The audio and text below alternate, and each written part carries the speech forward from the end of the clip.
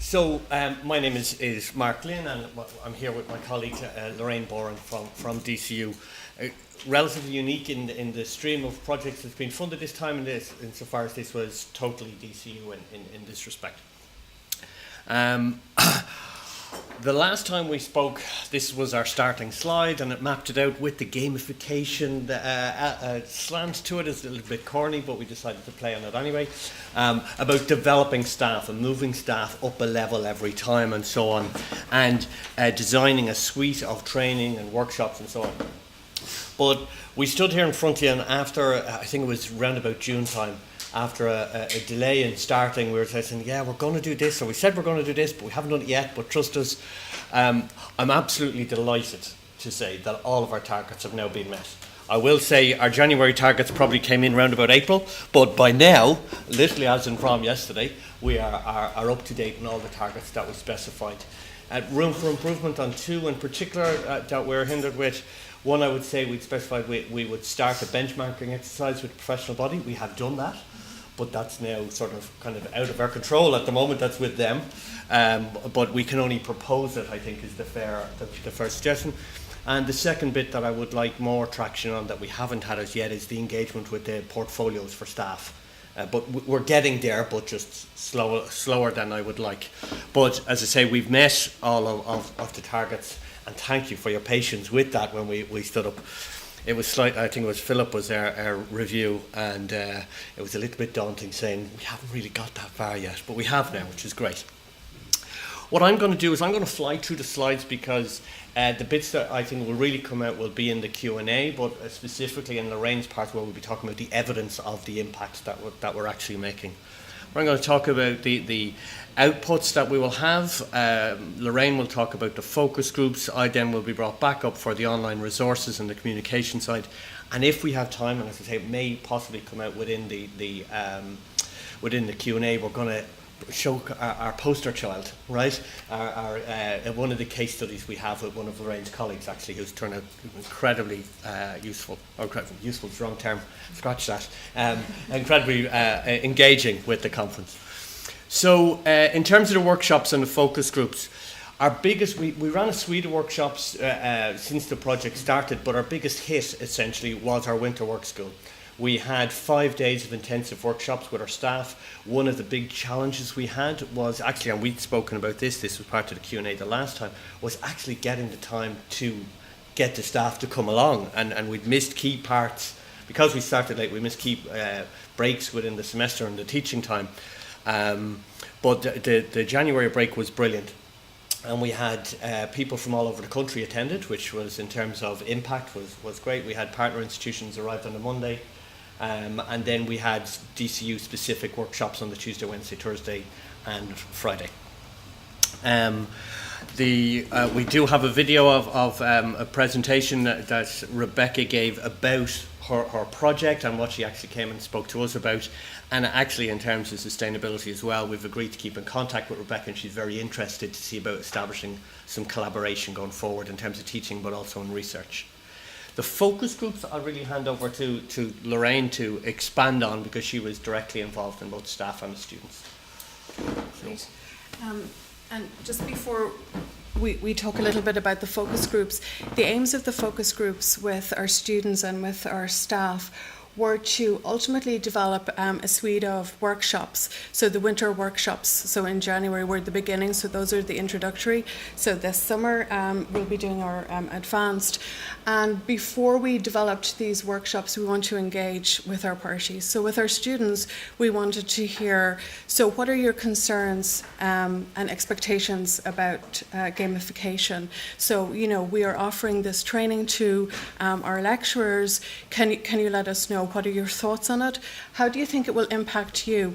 And the impacts we're actually looking at positive and negative. So it's very interesting. What students said and what staff said were quite a little bit different, but it really helped us inform what we needed to focus on in our winter school in particular. But we also worked with our staff, and we had 5 different learning communities. So it's not just psychology within our psychology unit, it's psychology broadly within the university. So within education, within business, within health and human performance, and also online as well. And we use the 5 dimensions to interrogate, for this professional development, we want you to consider how it will impact on the self in terms of professional development, identity and values, in terms of knowledge, but also digital capacity going forward. What are your thoughts? So in brief, this is just some of the key themes that came out of our focus group. So this was with our students. We had 2 kind of focus groups, so entry students. So these are psychology students just, in first year. And what we were looking at in particular was for training on lecturers in gamification that impact research literacy training, we want to hear your thoughts on a number of things. So I'll go briefly through the themes. So in blue, we have our entry students. In orange, we have our advanced students. So these are students who are in their 3rd and their 4th years. They've already gone through a period of training with us, and now this is asking them to reflect on that and on new training. So a number of themes emerge, and I'm not going to go through in detail, maybe in Q&A we can talk about it. But in terms of student expectations and experience and what they expect from us, and in terms of our training, that emerged very much so for our entry students because they come in with certain expectations. Openness to gamification. So if our staff are undergoing this professional development, how open are they to evidencing the impact? So being part of the pilot, and thankfully we can report on our pilot, which just ended, and we will actually do our final review in 3 weeks' time with the same cohort of students. Gamification concerns. So impacting, so if implementing a new way of professional development and teaching can impact on students. And they had a very clear view of what those impacts could be. And then their learning needs. And as you can see with the advanced group, they had a much stronger idea of what they really needed in terms of the learning experience and what training should focus on. So there were kind of 2 key messages I just want to talk about here in terms of engagement and impact with our students. Students who experience a gamified approach have more positive experiences. They're less anxious and more engaged and motivated. Students were able to tell us this, not just the literature, but this is from their own experience of having gamification, not even in a digital way, but in an engaging teaching environment. But gamification training, so how we develop our training for our staff, needs to be designed, and they told us very clearly, to address student needs, which include paced step-by-step delivery, continuous feedback, grades as rewards, and an understanding of why it's been implemented. This is co-development. We can't go in with this solution to how we can improve your literacy, how we can improve your attitudes, how we can improve your motivation to learn. It has to be co-development. So this was really important in terms of our workshop. And it underlined all of the ethos of our project, that the student voice was central to it all the time, and the impact of the student was central to it. So all of the training and the workshops we did was actually informed by both the staff and the student needs. And in terms of the focus groups with staff, we actually collapsed the learning communities into kind of broadly 3 kind of disciplines that individuals identified with. So psychology, education, and business. And a number of themes emerged. So we started off with the 5-dimensional framework, but as you can see, a lot more themes emerged out of that framework. And what was really interesting is that knowledge and openness to training were really, really important. Education flagged these themes, but not so much as the other learning groups, because in some ways they were already implementing it, which is interesting, in their own professional development, but other disciplines felt that this hadn't really been a focus for them, so this was definitely a concern. The concept of the self and the fit, so my approach to training and how this new training will fit with what I do, that emerged as themes for everyone. And also use and reflection. So reflecting back on, maybe I am actually engaged in professional development in this way, but I actually haven't communicated about it, or I actually don't have a learning support network. So I might be using this, so actually I really want your training so that I can link in with your learning communities. The fit was really important. every single professional said to us, when we're engaging in training, it has to be meaningful. The impacts have to be meaningful. It has to fit with the purpose of what I do. And in terms of student needs, every learning community indicated that when I'm engaging in training, in my mind, it's what do the students need. There were others as well, and maybe we can tease it out in Q&A, but concerns and barriers definitely were flagged. So with this professional training, what could the possible negative impacts be? And the student voice actually was very clear. If you engage in this training, it might negatively impact on the culture of training. So you will bring in an element of competition. And within psychology in particular, and I don't know if it is in particular to psychology, actually co-engagement, so co-learning is very, very important. Now, competition is part of learning, but they flagged that this would change the nature of things. It's interesting because some of our data show that that's not exactly the case, but this was their concern, so we had to manage it in our pilot. Digital capacity and training needs, including the preference, the mode of training, were also flagged. So some individuals felt that they had capacity, others felt no. And it depended on their basically career stage, early versus late. And also in terms of their training needs. So training needs can go from high to low level. So our learning communities were able to indicate you need to stage these workshops. Sorry, I'm probably spending too much time.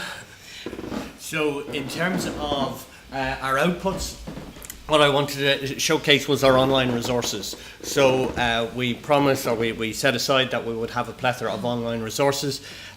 We have, in the spirit of gamification, we have actually produced online self-directed resources for students.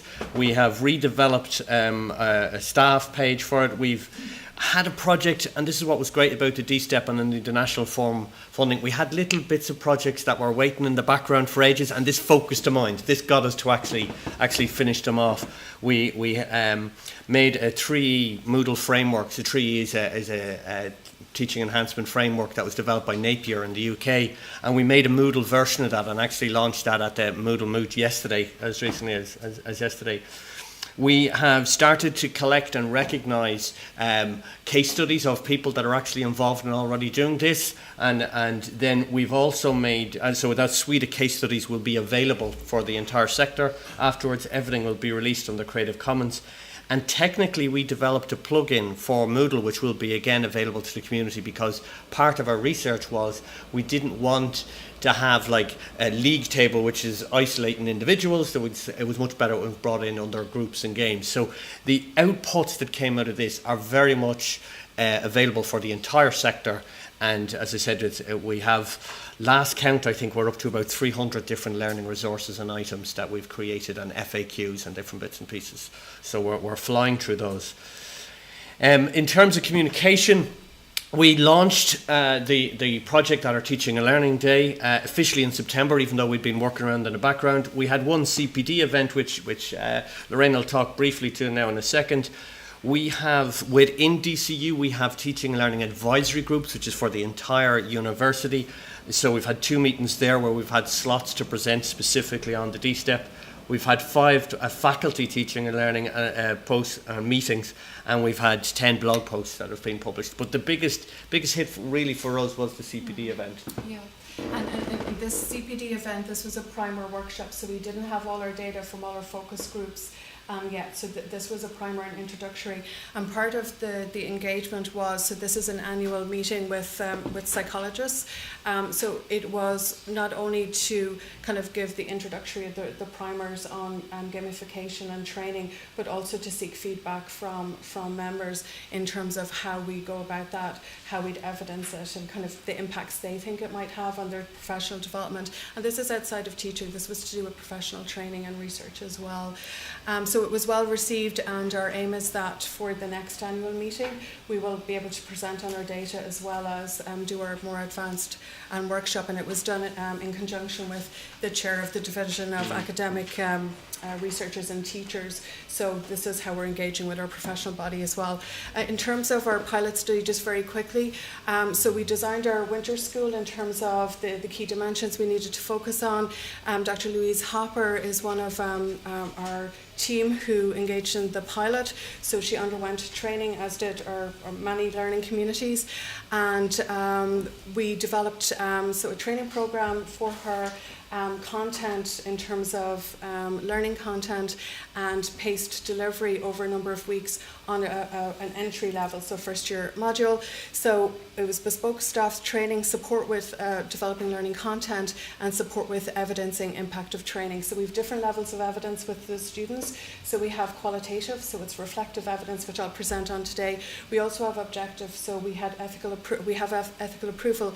So what we did was we collected objective measures of kind of performance as well as attitudinal and motivational factors to do with learning, to really evidence on all levels, or, is this impacting on students? And also all of our staff engaged in training undergo a reflective e-portfolio, which is designed with the 5 dimensions. Conscious of time, because I know you've just stood up there. Apologies. We could save the evidence and impacting to the Q&A, and we can wrap up on the conclusion slide, if that's just conscious of time. Okay. Yeah. So the conclusions from our point, conclusions and next steps, we're delighted that the targets have been met. I have put in brackets the best is yet to come, because there's still a good chunk load in terms of well, obviously the next presentation up, best is yet to come, yeah. But the best yet to come, because of all the case studies that we'll be able to produce, that will disseminate out of this, and the impact that we will talk to now in a second. But this is the one that's really sticks out for me. We've planted a seed, because what's happened is in some of the lectures, they may have only attended 1 or 2 of the workshops, and we laid on like loads, but we planted a seed. We've got them excited. We've got them starting to do, if I could do gamified stuff in this one, or just online quizzes, can I do that in the other module? Or can I do this? And can I get them to do online submissions? Or little bits and pieces. And that ripple effect is turning out to be absolutely superb. Part of the feedback that we got from yourself, actually, and the first time around, was we needed to expand our audience, which we duly did, as you'll see from the focus groups. But even that now has mushroomed out, which is superb. And the very last thing I'll say is the sustainable outputs. Every single one of the resources are OERs. Every single one of the plugins that we developed for Moodle, the teaching resources, the training resources that we developed, and indeed, hopefully, the actual teaching resources for research literacy, we'll actually be able to share some of those as well. So we presented at the Moodle Moot. I presented yesterday at the Moodle Moot on some of the gamification stuff that we presented, but also just the standard training and development resources for Moodle that we brought up, because the gamification was the label that we used, the vehicle that we used to do it, but the core underlying aspect of this was the professional development of the staff. That's what it was about. Thank you. Cool. Thank you very much.